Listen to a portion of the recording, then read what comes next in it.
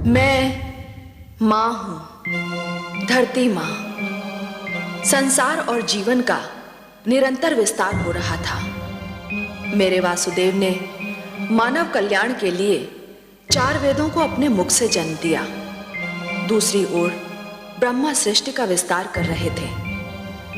उन्होंने अपनी सहायता के लिए प्रजापतियों की रचना की। उनमें एक ऋषि कश्यप थे। ऋषि कश्यप की 3 पत्नियां थीं, अदिति, दिति और दनु। अदिति की संतान माता के दिए हुए सुंदर संस्कारों के कारण देवता कहलाई। दिति और दनु अच्छी माताएं नहीं सिद्ध हुईं, इसलिए उनकी संतानें भी अच्छी नहीं निकली। उनके संस्कारों के कारण उनकी संतानें क्रमशः असुर और दानव कहलाईं। इनमें दिति का पुत्र हैग्रीव घोड़े जैसे मुंह वाला मानव संस्कृति का सबसे बड़ा शत्रु था। यह संकट हर युग में रहा है कि बुरे लोग अच्छे नहीं बनना चाहते, बल्कि अच्छों को हानि पहुंचाना चाहते हैं, अच्छाई को मिटाना चाहते हैं। मुझे इसलिए हैग्रीव और उसके इरादों से डर लग रहा है। पर आज एक ऐसा दिन है जब मुझे डर से अधिक इस हर्ष का अनुभव हो रहा है कि आज एक योग्य संतान अपनी माता को सम्मान देने वाली है। ऐसा समारोह होने जा रहा है जिसमें भाग लेने को स्वयं भगवान विष्णु और माता लक्ष्मी भी व्याकुल हैं।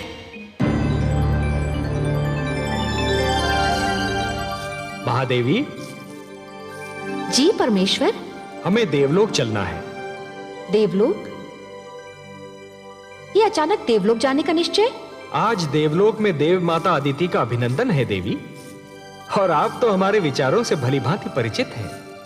आप जानती हैं कि नारी का सम्मान हमारी दृष्टि में कितना महत्व रखता है। जानती हूँ परम श्रेष्ठ, जहाँ नारी का सम्मान होता है वहाँ आपका निवास होता है। हाँ देवी, यत्र नार्यस्तु पूज्यन्ते रमन्ते तत्र देवताः, और इसीलिए हमारा वहाँ उपस्थित रहना अनिवार्य है। तो फिर चलिए कमल नयन, मुझे भी ऐसे अवसर पर उपस्थित रहकर हार्दिक प्रसन्नता होती है। आइए। माता अदिति की, माता अदिति की, माता अदिति की, माता अदिति की, माता अदिति की, माता अदिति की, माता अदिति की, माता अदिति की, माता अदिति की, माता अदिति की, माता अदिति की, माता अदिति की, माता अदिति की। अभिनंदन देव माता, अभिनंदन। आप एक आदर्श माता है, आदर्श पत्नी है, आदर्श नारी है। मेरा प्रणाम स्वीकार कीजिए। मैं तो आपको और माता लक्ष्मी को देखकर धन्य हो गई त्रिलोकीनाथ। मेरे लिए तो आज का दिन मेरे जीवन का सर्वश्रेष्ठ दिन है। तो मेरे लिए भी है देवी। आज आपको आपके योग्य पुत्र सम्मानित कर रहे हैं, और मेरे लिए वो दिवस सृष्टि का सबसे श्रेष्ठ दिवस होता है जब संतान माता का अभिनंदन करती है। और आपने तो ऋषि कश्यप के प्रति अपने पत्नी धर्म को और अपनी संतान के प्रति अपने मातृत्व के धर्म को इतनी निष्ठा और गरिमा से निभाया है कि समस्त संसार को आपसे सीख लेनी चाहिए। देव माता तो मुझे मेरे पुत्रों ने बना दिया है, जिन्हें संसार देवता कहकर पुकारता है। परंतु सत्य इससे सर्वथा विपरीत है देवी। अर्थात?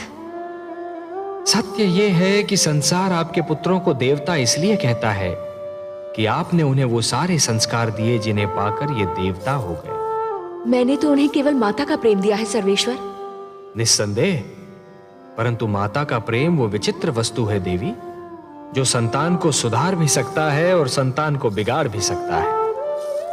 आपने अपनी संतान को अच्छी शिक्षा दी, अच्छे आचार विचार दिए, अच्छाई और बुराई की पहचान कराई, जीवन जीने के ढंग सिखाए, उन्हें बुरी डगर पर चलने से रोका, उनकी हर भूल पर उन्हें टोका, और यही तो माता का वास्तविक प्रेम है। देवी, जिस प्रकार एक पौधे को अच्छे फलने फूलने के लिए सूर्य के प्रकाश, निर्मल जल और स्वच्छ वायु की आवश्यकता होती है, उसी प्रकार अपनी संतान को योग्य बनाने के लिए अच्छी शिक्षा, दीक्षा और मार्गदर्शन की आवश्यकता होती है। और यही तो सब आपने अपनी संतान को दिया। ये सब आप ही की कृपा है लक्ष्मी नारायण। नहीं देव माता, नहीं। जल को अपनी निर्मलता, वायु को अपनी शीतलता और पुष्प को अपनी सुगंध का ज्ञान नहीं होता। ये ज्ञान तो केवल उन्हीं को होता है जो जल को स्पर्श करते हैं, जो वायु का अनुभव करते हैं, जो पुष्प के समीप जाते हैं। हे देव माता अदिति, आप कितने महान हैं, इसका अनुमान कदाचित आपको नहीं है, परंतु आपके पुत्रों को है, संसार को है और मुझे है। बल्कि आपके मातृत्व को देखकर तो मुझ जैसा अजन्मा भी आपकी कोख से जन्म लेना चाहता है। हे त्रिलोकीनाथ, आपके सुंदर मुख से ये मधुर वाणी सुनकर मेरे हृदय की जो दशा है उसका वर्णन करने के लिए मेरे पास शब्द ही नहीं है। मेरा मन प्रसन्नता से फूला नहीं समा रहा। आपकी माता कहलाने से बड़ी उपलब्धि और क्या हो सकती है। जिसे ये स्थान मिल जाए त्रिलोक में, उसकी तुलना कोई नहीं कर सकता। तब हे देव माता अदिति, मैं आपको यह वचन देता हूं कि आपका पुत्र कहलाने का सौभाग्य अवश्य प्राप्त करूंगा। मैं धन्य हो गई त्रिलोकीनाथ। मैं उस दिन की प्रतीक्षा करूंगी। जाने की अनुमति दीजिए।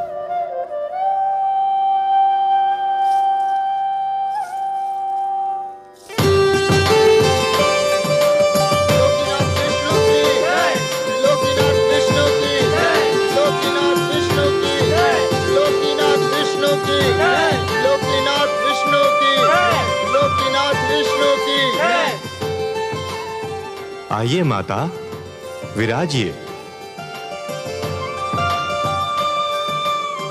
धन्यवाद पुत्रों, तुम्हारे कारण तो मुझे आज इतना महान वरदान मिल गया। पर हम तो आपको कुछ न दे सके माते। संतान से मां को और क्या चाहिए। सुख और आदर तो तुम सबने मुझे इतना दिया कि मुझे और किसी वस्तु की इच्छा ना रही और ना ही आवश्यकता।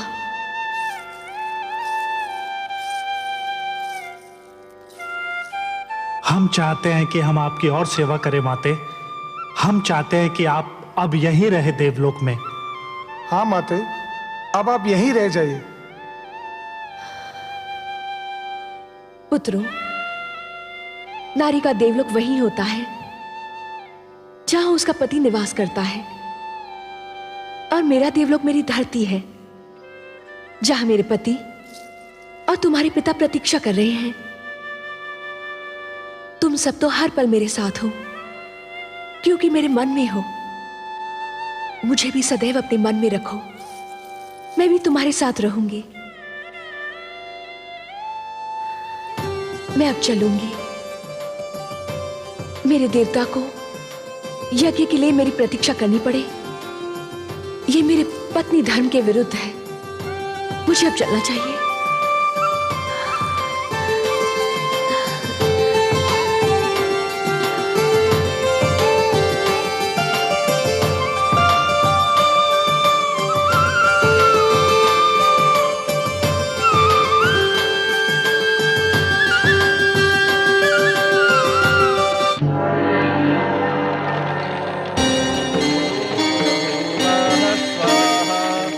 तत्सावितुर्वरेण्यं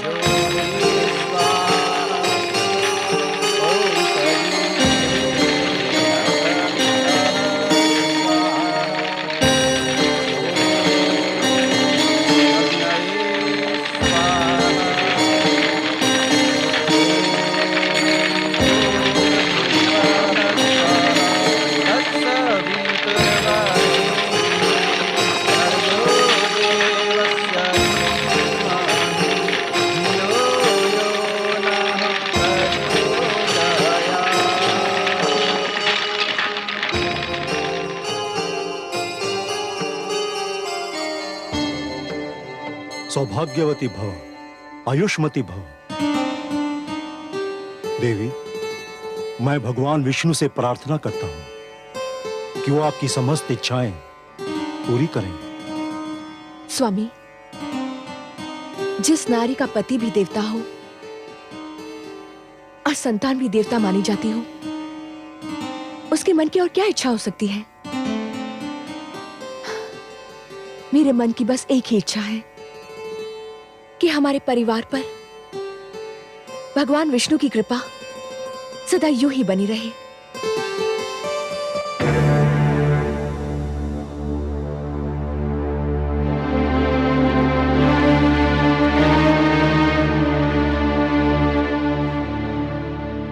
आप दोनों अब आ रही हैं, जबकि ये यज्ञ संपन्न हो चुका है। हमें क्षमा कर दीजिए स्वामी। क्षमा क्षमा करने के अतिरिक्त और मैं कर ही क्या सकता हूं। देवी, आप मेरी पत्नी हैं, मेरी संतान की मां। पर उसी संतान के कारण तो हम दोनों आ नहीं पाए। क्यों? क्या उन्होंने फिर कोई आतंक फैलाया है? घर में उन्हीं लोगों का तांता बंधा हुआ था जिनको हमारी संतान ने पीड़ित कर रखा है। हमारी समझ में ये नहीं आता कि आपकी तीनों संतानों में आप ही का रक्त है। फिर ऐसा क्यों है कि देवी अदिति के पुत्र देवता कहलाते हैं और संसार मेरी संतान को असुर और देवी दनु की संतान को दानव कहकर पुकारता है? पिता का रक्त संतान का शरीर बनाता है देवी। उसका चरित्र, उसका भविष्य माता की गोद ही बनाती है। माता की गोद शिशु की प्रथम और महानतम पाठशाला होती है। संस्कारों की नींव माता की गोद में ही पड़ती है और उसी पर चरित्र का महान भवन खड़ा होता है। शिशु अपनी माता की उंगली थामकर पहला पग उठाता है और यही पहला पग उसका भविष्य निर्धारित करता है। अदिति को ही देखिए, उन्होंने अपनी संतान को वो शिक्षा दी, वो संस्कार दिए, आज उन्हें श्रेष्ठ माना जाता है, देवता कहा जाता है। प्रभु की अनुपम देन है माता तेरा प्यार, तेरी गोदी में मिले जीवन को आकार। माँ से जो शिक्षा मिले वही बने संस्कार। माता के आशीष पर गर्व करे संसार, गर्व करे संसार। और आप दोनों ने अपनी संतान की शिक्षा की ओर कोई ध्यान नहीं दिया। उन्हें कभी बुरे कर्मों से रोकने की चेष्टा नहीं की। लाड प्यार करके उन्हें इतना बिगाड़ दिया कि आज वो आपकी भी नहीं सुनते। मैं उनको नहीं, आपको दोषी समझता हूं। और देवी धनु, आपके पुत्र हयग्रीव ने धरती पर वो उत्पात मचा रखा है कि संसार उससे पीड़ित है और मैं उससे लज्जित हूं।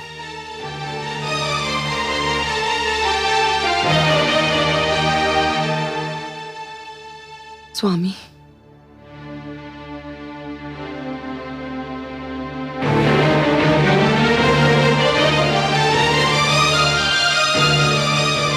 देवी अदिति, आप ही कोई उपाय बताइए कि मैं क्या करूं। हयग्रीव को समझाइए बहन कि वो हिंसा और अत्याचार का मार्ग छोड़ दे।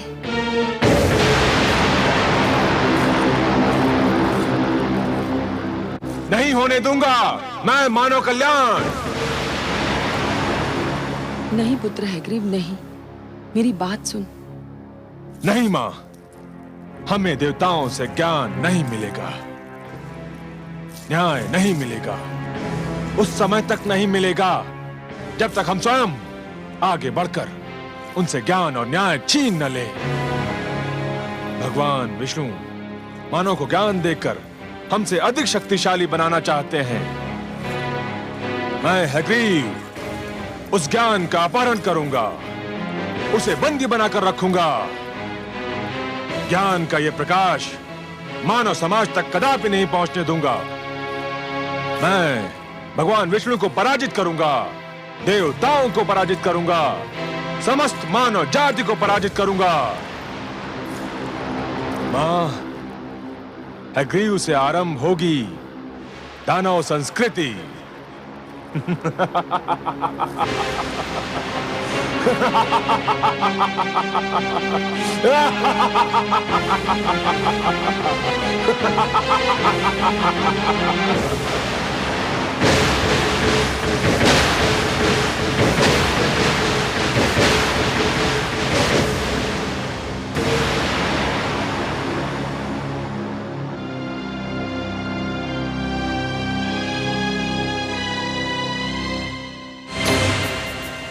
ऋग्वेद, यजुर्वेद, सामवेद, अथर्ववेद, मेरे निकट आइए।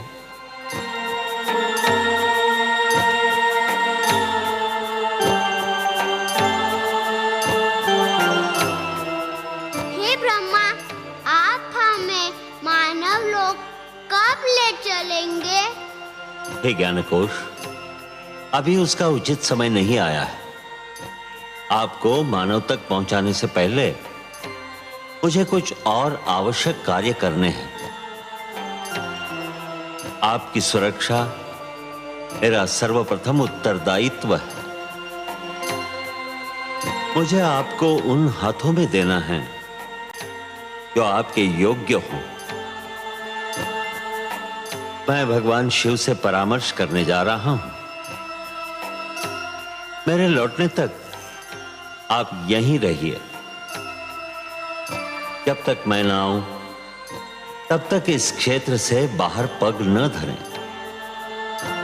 मैं शीघ्र ही लौट आऊंगा। हे ब्रह्मा, हम आपके आदेश का पालन करेंगे।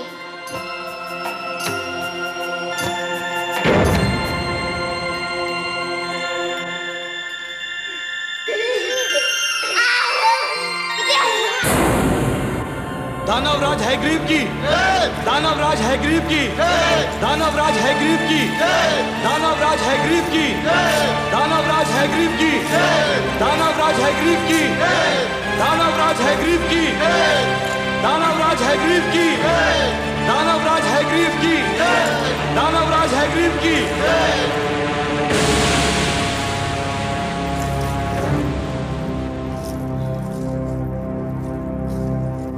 आज तुम्हें सुनाने के लिए कोई शुभ समाचार नहीं है मेरे पास। हां, दानव समाज के लिए एक अशुभ समाचार अवश्य है। देवता तो सदा से ही हमसे अधिक श्रेष्ठ और ज्ञानी माने जाते रहे, और अब देवताओं के मित्र विष्णु ने मानव को भी हमसे अधिक श्रेष्ठ और ज्ञानी बनाने के लिए 4 वेदों को जन्म दिया है। और विष्णु ने इन 4 वेदों को मानव तक पहुंचाने का कार्यभार ब्रह्मा को सौंपा है। और इस समय वो 4 वेद ब्रह्मा के पास हैं। ये हम दानवों के विरुद्ध षड्यंत्र है। ये देवताओं का मानव के प्रति पक्षपात है। इसे किसी प्रकार रोकिए। रोकूंगा, अवश्य रोकूंगा। जब तक मैं जीवित हूं, ज्ञान का यह प्रकाश मानव जाति तक कदापि नहीं पहुंचने दूंगा। मारक, घातक, पीड़क, हिंसक,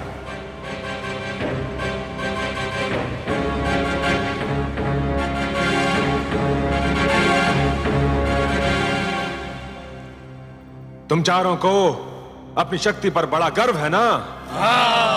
आज तुम सबकी शक्ति की परीक्षा है। जाओ और ब्रह्मलोक से उन 4 बालकों को पकड़कर हमारी सभा में ले आओ। जाओ। जो आज्ञा दानवराज, आपके आदेश का पालन होगा।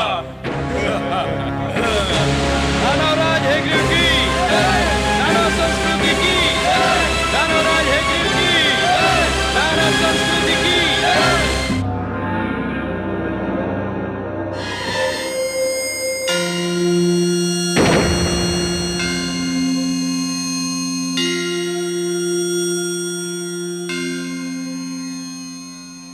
प्रणाम आदि प्रजापति ब्रह्मदेव। प्रणाम भोलेनाथ। शिवलोक पधार कर आपने मुझे धन्य किया।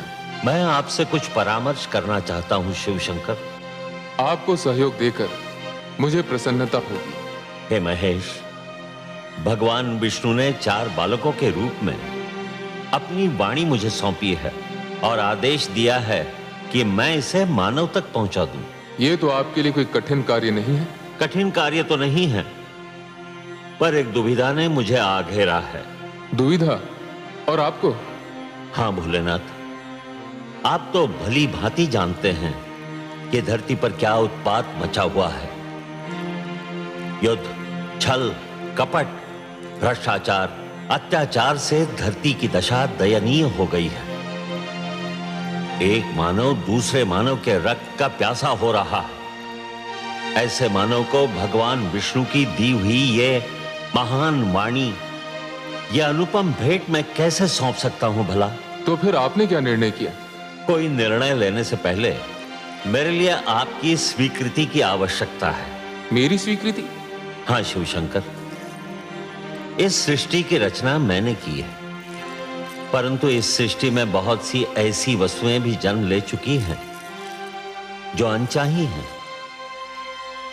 मैं इस सृष्टि में परिवर्तन चाहता हूं।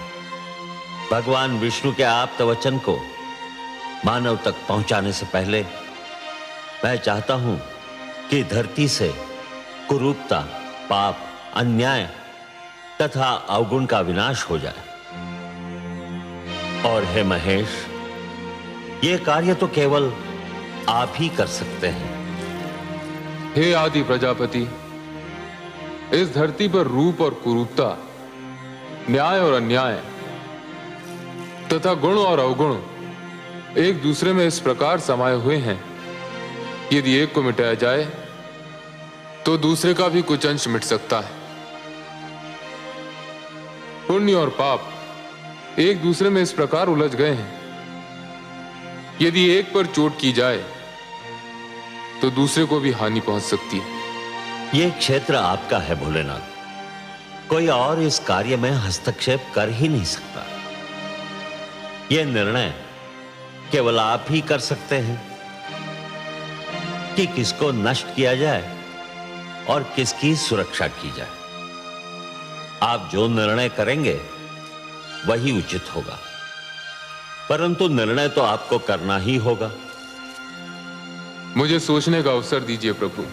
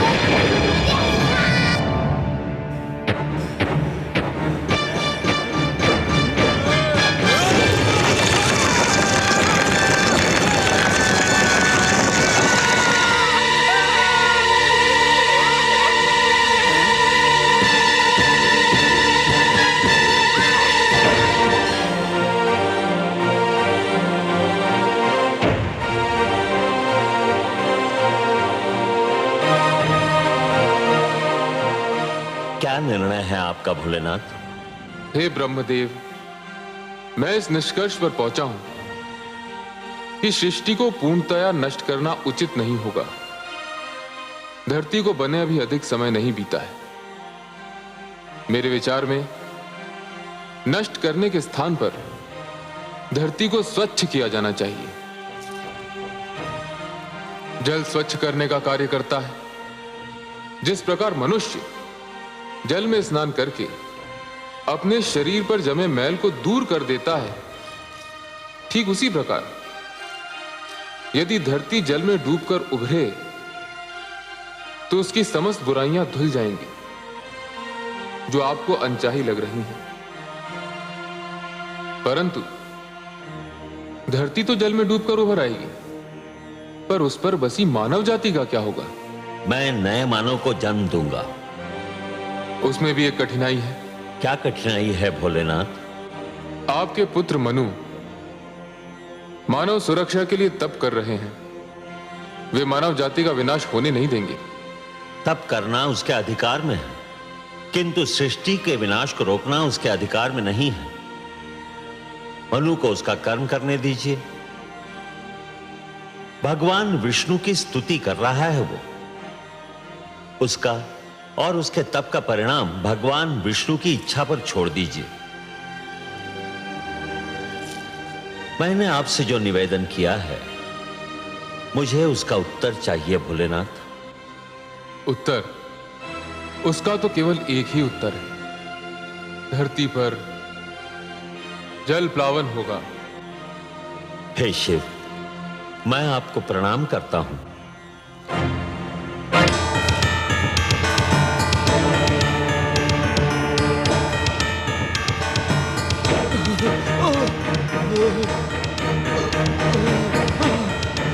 दानवराज, दानवराज, हम उन बालकों का अपहरण नहीं कर सके।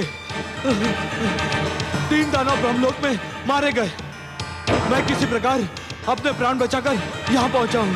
कायर, तू भी वही क्यों नहीं जलकर भस्म हो गया? मैं भी मर जाता तो ये सूचना आपको कौन देता दानवराज? सूचना समाप्त हो चुकी ना? तो फिर अब तेरा कार्य भी समाप्त हो गया। अब तुझे जीवित रहने की कोई आवश्यकता नहीं।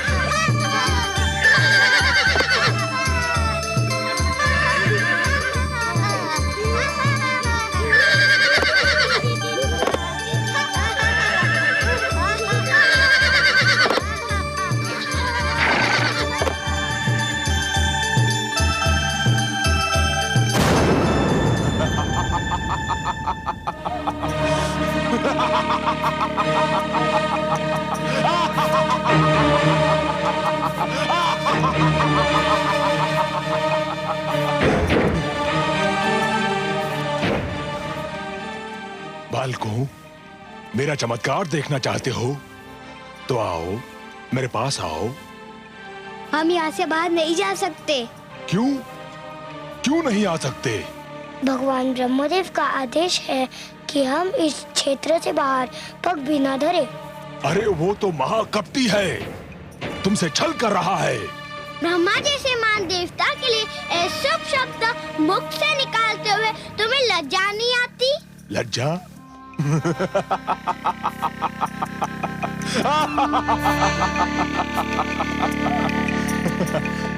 उस छलिए से लज्जा? जानते हो वो कहाँ गया है? जानते हैं, वो शिवलोक गए हैं। और वहाँ क्या करने गया है? ये तो हम नहीं जानते। तुम चारों को पाकर ब्रह्मा के मन में खोट समा गया है। तुम झूठ बोलते हो। मैं सत्य कह रहा हूँ।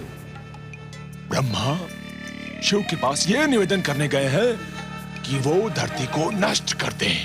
किंतु क्यों?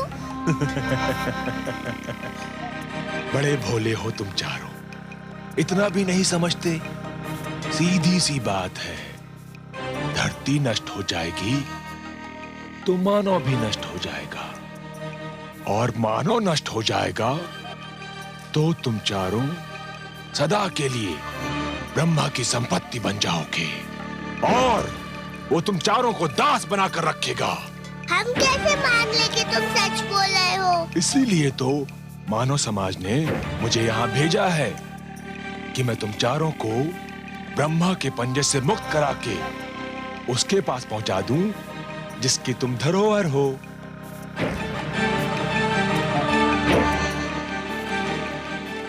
सोच क्या रहे हो? यदि ब्रह्मा आ गया तो कभी मुक्त नहीं हो पाओगे। जीवन भर उसके दास बनकर उसकी सेवा करते रहोगे। व्यर्थ सोच विचार में समय नष्ट ना करो। मेरे साथ चलो, आओ आओ।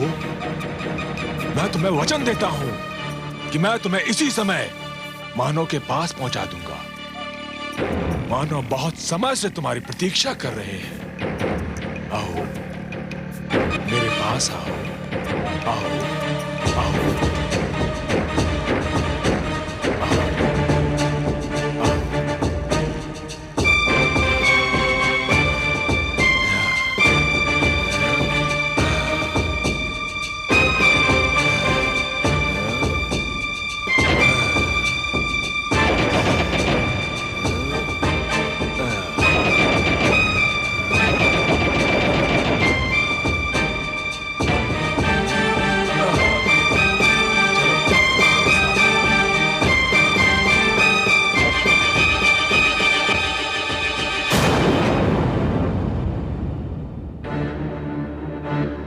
ऋग्वेद, यजुर्वेद, सामवेद, अथर्ववेद, कहाँ हो तुम? कहाँ हो? सामवेद, अथर्ववेद, ऋग्वेद, यजुर्वेद, कहाँ गए तुम लोग?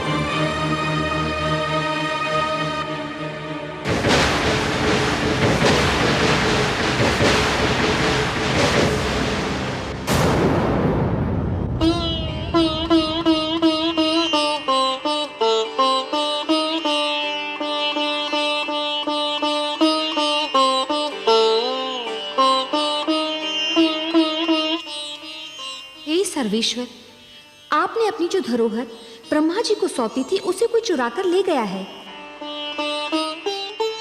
देख रहा हूं देवी। किंतु आप तो योग निद्रा में थे, आपने। ध्यानस्थ था देवी। निद्रा और ध्यान में बस थोड़ा सा ही तो अंतर होता है। निद्रा में शरीर के साथ साथ मस्तिष्क भी सो जाता है, और ध्यान में मस्तिष्क सचेत और पूर्ण रूप से जागा हुआ होता है। हे सर्वेश्वर, फिर आप शांत क्यों हैं? शांत इसलिए हूं कि मैं देखना चाहता हूं कि हयग्रीव मेरे आप्त वचन को कहां ले जा रहा है। जब तक पूरी घटना को देख न लिया जाए समझ न लिया जाए, उसके परिणामों का अनुमान न लगा लिया जाए, तब तक कोई भी पग उठाना उचित नहीं होगा। शीघ्रता मानव की प्रवृत्ति है। मुझे इस घटना को पूर्णतया देख लेने दीजिए महादेवी।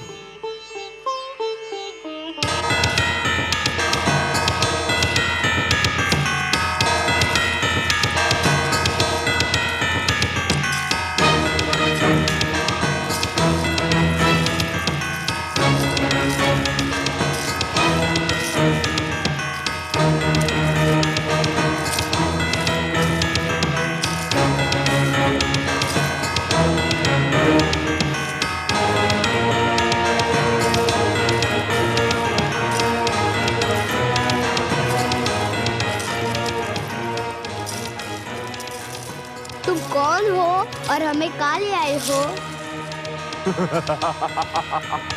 मैं अग्नि दानव हूँ और ये मेरा भवन है और तुम चारों अब सदैव यहीं रहोगे। तुम कपटी हो। तुमने हमारे साथ छल किया। तुम्हें अपने अधिकार में लेने के लिए मैं कुछ भी कर सकता था, पर भगवान ने हमें मानव के लिए बनाया है। हम मानव कल्याण के लिए रचे गए हैं। हमें मानव के पास जाना है। अब तुम कहीं नहीं जाओगे। बड़ी कठिनाई से तुम्हें प्राप्त किया है। अब देखता हूँ मानो हमसे अधिक शक्तिशाली कैसे बनता है। तुमने हमें मुक्त नहीं किया तो भगवान विष्णु तुम्हारा सर्वनाश कर देंगे।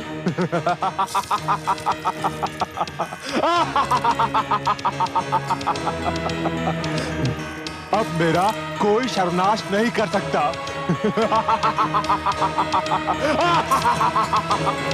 और यदि तुम में से किसी ने भी यहां से भागने का प्रयत्न किया तो तुम सबको नष्ट कर दूंगा।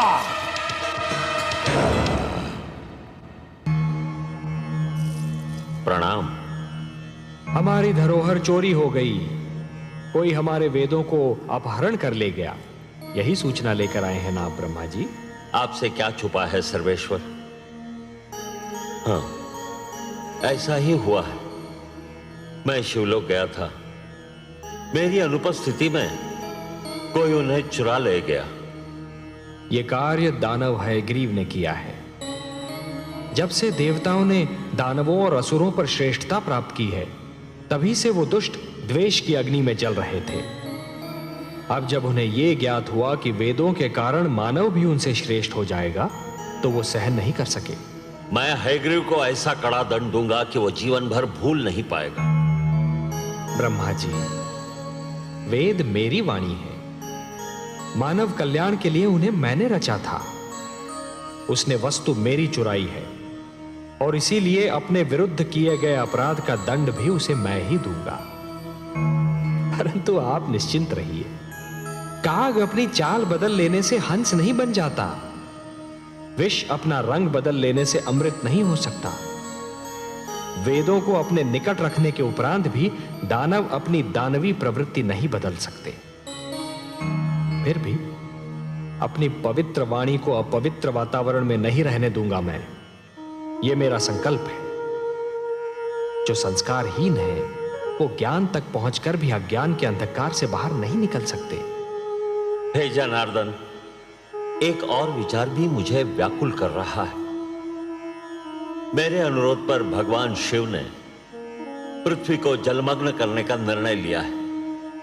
दूसरी ओर मनु ने सृष्टि की सुरक्षा के लिए आमरण व्रत रख लिया है।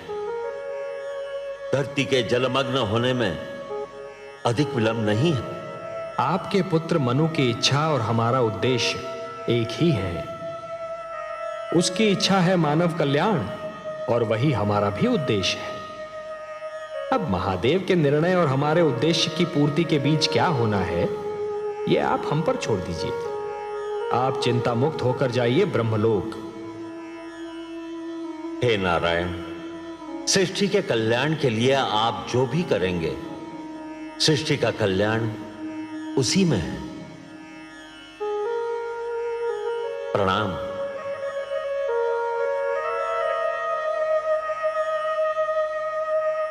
हे प्रभु, अब क्या होगा?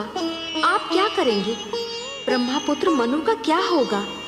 दानव हयग्रीव आपके ज्ञान को नष्ट करने पर तुला हुआ है और भगवान शिव ने पृथ्वी को जलमग्न करने का निर्णय ले लिया है। अब वही होगा देवी जो मेरा वचन है। मैं वचनबद्ध हूं कि जब भी कोई शक्ति मानवता के लिए संकट बनेगी तो मैं उसे अवश्य रोकूंगा। जिस प्रकार सूर्य अपना तेज बांटना नहीं छोड़ सकता, जिस प्रकार एक दीपक अपना प्रकाश फैलाना नहीं छोड़ सकता, उसी प्रकार मैं भी अपने वचन से मुख नहीं मोड़ सकता देवी। अब मेरे प्रथम अवतार का समय आ गया है देवी। मत्स्य अवतार। परित्राणाय साधूनां विनाशाय च दुष्कृतां धर्म संस्थापनार्थाय संभवामि युगे युगे। देखा जब यह छल कपट सह न सके भगवान, दानव रोक ना पाएगा मानव का कल्याण। मानवता की नाव जो फंसे बीच मझधार, तभी विष्णु अवतार ले कर दे बेड़ा पार, कर दे बेड़ा पार। जो सुनेगा ये पुराण पाएगा सुख और ज्ञान, पाएगा सुख और ज्ञान। कर्म को ही धर्म जान, प्रेम की तू छेड़तान, प्रेम की तू छेड़तान। बीते युग बता रहे हैं, बीते युग बता रहे हैं, सत्य पथ पे चल सुजान